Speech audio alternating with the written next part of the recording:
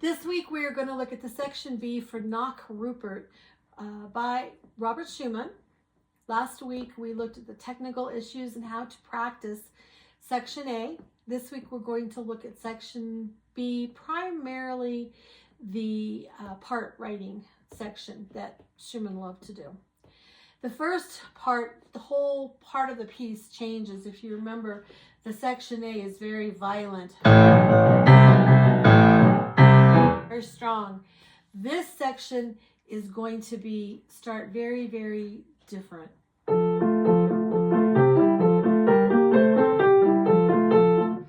So no more accents. You still have the 16th notes, but as you notice, they're kind of playing a little duet together, but always, always, always the melody is the most important part, and that is the right hand. So in practicing this first little part of section B, you can do balance practice, which is playing the left hand almost on top of the keys and the right hand forte.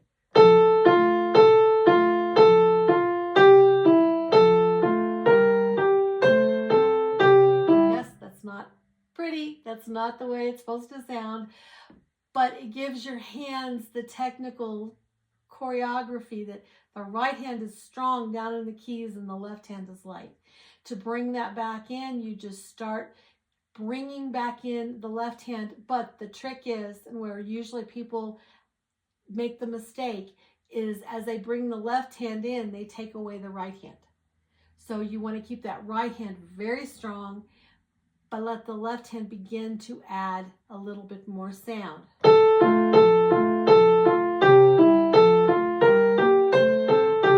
But you still want big space between it. You want the left hand still to be very soft and the right hand to be loud. And if you can keep that left hand soft,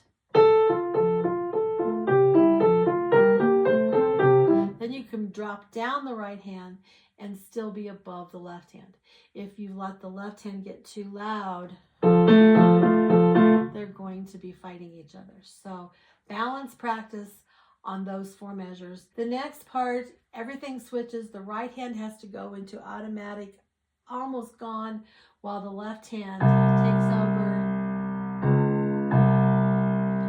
And the right hand is very, very light. You don't want to hear this. And really, literally to the point it's almost gone. Then that brings us to the part writing. And the left hand looks normal. The left hand, there's nothing strange, but look at the right hand. And this kind of confuses people. They kind of freak out sometimes when they see different stems going in different directions and a note with 2 stems, one going up and one going down. This part represents a higher and lower voice. The higher voice is the melody.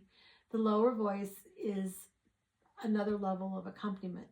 The left hand is actually more of a duet to the right hand.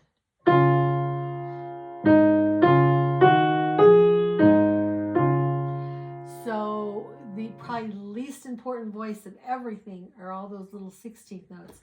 But you got to do this all in one hand. So the first thing you want to do is you want to teach your ear what it's supposed to sound like. Just look at the top, play all of the notes that are just, the stems are going up.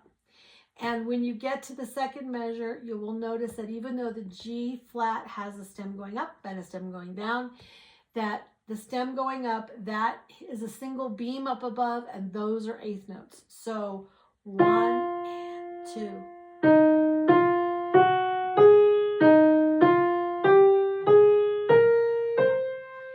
No, that's not going to help you put the hands together. That's not even going to help you play this all in one hand. What it's doing is teaching your ear what the melody sounds like. So if you start burying it with those repetitive A flats, you're going to hear it. The next thing is you can do the middle part. I split them, whether I'm doing Bach or whoever. I'll take them and I'll play the upper voice in one hand and the lower voice in the left hand. Again, it's not going to technically help me put hands together, but it's going to train my ear. It's going to show me what it's supposed to sound like, because it's easier to play balance when you have 2 hands versus balance just in one hand. So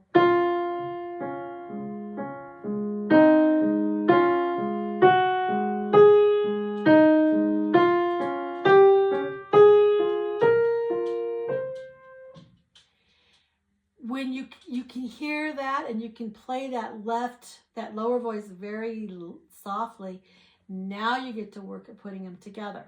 When you play two notes together, if you've got the melody, one note is going to have to come out over the other. And we do that by tilting our hand to the note that we want to bring out, putting more weight on the note that we want. So in this case, it's the F. Okay? And the trick is you have to hold the F while you're playing the lower part. Then you connect, you play it from the F to the E flat is connected.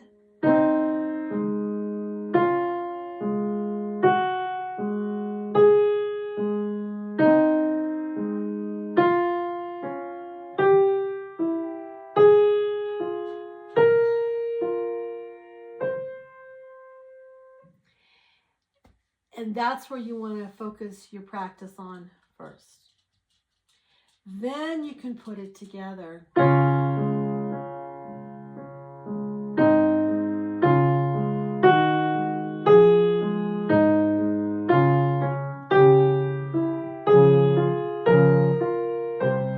Don't practice this part with pedal, even though when it's finished you can pedal it. Don't practice it with pedal though, because if you do, you're not going to hear you're not going to hear this. My melody's gone because I let go of the F. Why, you ask? The pedal will be there. The pedal will make it sound all the way through. The pedal will make it smooth. But you need to learn how to play these part writing, because there's going to be places that you don't get to use the pedal. You have to rely on the hand. And actually, a trained musician can hear when that note lets go. I can be standing with my back to the piano and I can hear when my student lets go of a note like this and doesn't play that top line connected. I can hear it. So you want to make sure that you're not doing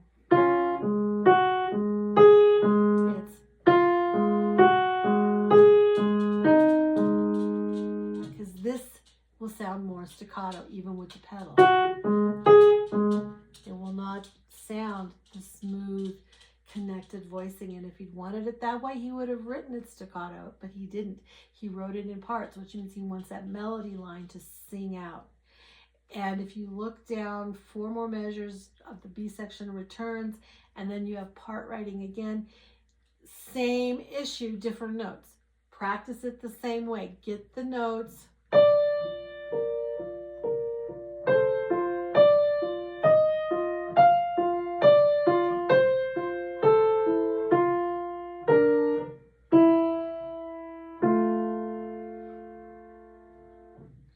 Then, if you've worked on section A, your reward is you've pretty much learned the piece, because section A comes back in its entirety. If you like this video, we're going to do another Schumann next week. Happy farmer. And so subscribe if you want to get notified. And if you have any questions on the part writing, how to practice it, what to do, any further questions, issues, help that you need, send me a message and we'll work on it. Thanks. Bye.